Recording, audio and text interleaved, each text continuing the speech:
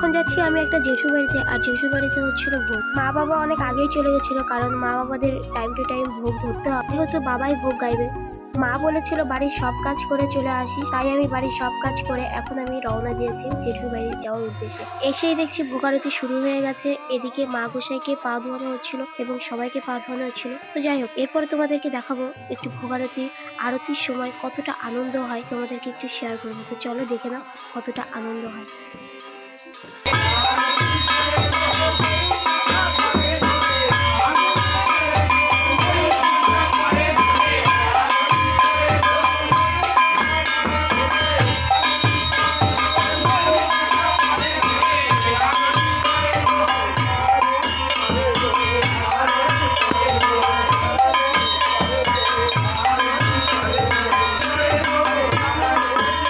আরতি হচ্ছে গাইস।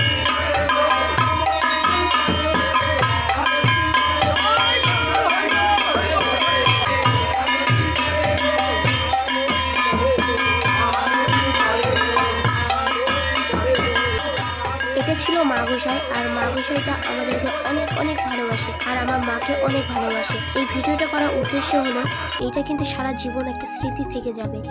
তারপরে আমরা খেতে বসে গেছিলাম, এখানে সবাই কিন্তু খেতে বসে গেছিল, এখানে আমরা প্রথম ব্যাচ বসেছিলাম। এরপর খাওয়া দাওয়া শেষ করে আমরা তাদেরকে বিদায় জানিয়ে আমরাও বাড়ি যাওয়ার উদ্দেশ্যে বেরোলাম।